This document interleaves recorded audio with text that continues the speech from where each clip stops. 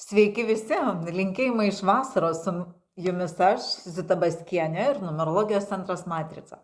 Labai senai norėjau pakomentuoti vieną mūsų įprotį, bet vis kažkaip pritrūkdavo laiko. Taigi šiandieną būtinai apie jį pakalbėsiu ir tai yra vaikščiojimas su šiaurinėmis lazdomis. Žinot, kaip mes einam sportuoti ir pasiimam tas lazdas. Pradėsiu kiek iš toliau.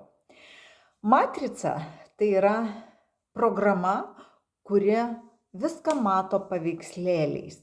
Yra paveikslėlis, ar ne? Vienoks, yra paveikslėlis kitoks. Yra paveikslėlis garbaus amžiaus žmogaus, yra jauno žmogaus, yra paveikslėlis nusikaltėlio, yra gero žmogaus. Visuose paveikslėliuose skirtingi veiksniai, dalykai, vaizdai, bendravimas, kalbėjimas, viskas skiriasi. Tai matrica mato tuos paveikslus. Ir kai mes žinom, yra toks žodis įvaizdis, ar ne, atitikti įvaizdį arba atitikti vaizdą. Va čia yra lygiai tas pats, mes atitinkam vaizdą, reiškia, atitinkam tą paveikslą. Tik apie matricą niekas nešneka, bet tą metodiką visi naudojam gyvenime tiek marketingo reikaluose, tiek aplamai visur tas naudojimas įvaizdžio yra. Tai ką to noriu pasakyti? Kai mes einam su šiauriniam lazdom, ką mes darom, ką mes rodom ir kokį paveikslą mes atitinkam? Mes einam kaip negalėdami eiti patys, kaip norėdami atsiremti arba kaip sukurdami paveikslą negalinčio savarankiškai eiti žmogaus. Mes einam ir atsiremiam, ar ne? Atsiremiam. Su lazda tai yra, kaip jau turbūt nenuginčysit, su lazda tai yra senas, ligotas žmogus, yra su lazda. Mes kažkodėl labai taip norim ir einam, neva mes sportuojam. Bet pagalvokim logiškai, ar ne? Nenoriu, kad jūs pyktumėt už šitą tokį gal keistoką, jums atrodys kažkokį tai argumentavimą, bet jūs pagalvokit, o kodėl mes negalim eiti kitaip? Arba turėti svarelius, eiti juos kilnoti, arba daryti kažkokius judesius, ar ne, į kairę, į dešinę, arba eiti greitų ėjimų kažkokiu. Mes viską galim, bet kažkodėl mums tinkšt ir paleidžia tokią madą, šiaurinės lazdos, vau, ir visi nubėgos nuo lazdom vaikščiot. Tai aš jums noriu pasakyti, kad matrica, kai mato paveikslą, kad jūs sunkiai vaikštot, kad jūs negalit paeiti savarankiškai, jinai pradeda modeliuoti su tuo susijusius dalykus. Ir labai abejoju, ar tos kojos taps sveikesnės.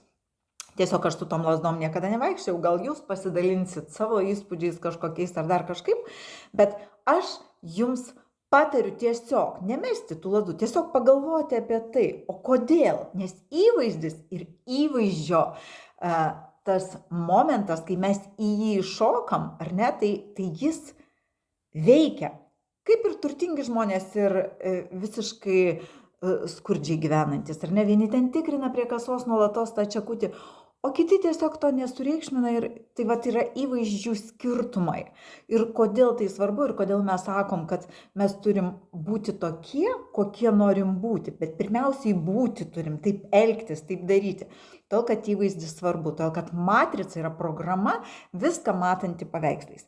Tai aš jums linkiu pasirinkti tokias priemonės sveikatinimuisi, kur matrica matytų paveikslą, kad žmogus ne tai, kad jis negali paeiti, kaip šiaurinių lazdų atveju, o kaip jisai rūpinasi savo kūnu, kaip jisai pakelia, jisai gali pakelti, jisai gali greitai eiti, jisai gali lankstytis, jis gali. Išeikim iš tos pozicijos, kad aš galiu. O su lazda kaip einu, tai aš negaliu. Ir bendrai, jeigu paėmus apie tą sveikatinimosi patį procesą, ar ne, kaip mes sakom dažnai, vėlgi, aš einu pas gydytoją profilaktiškai. Kas yra profilaktika?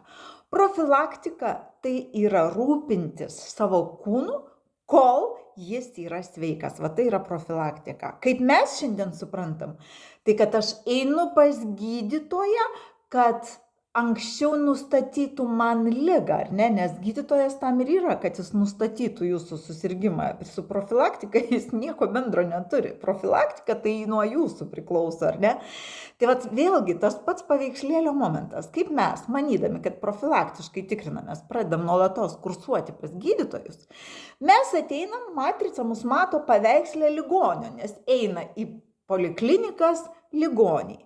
Tai ir šitoj vietoj siūlyčiau jums labai gerai pagalvoti, kas yra profilaktika. Profilaktika tai kai aš rūpinuosi savo kūnu, kad jis būtų sveikas, rūpinuosi savo protu, kad jis būtų šviesus ir rūpinuosi savo sielą, kad ji būtų taip pat šviesi.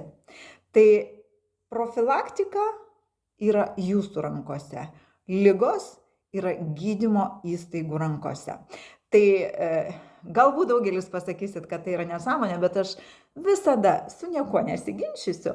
Aš tiesiog kviečiu jūs pagalvoti, kas tai yra, kodėl taip yra ir kaip jums reikėtų pasirinkti tam, kad jums būtų geriausia. Ačiū už jūsų dėmesį.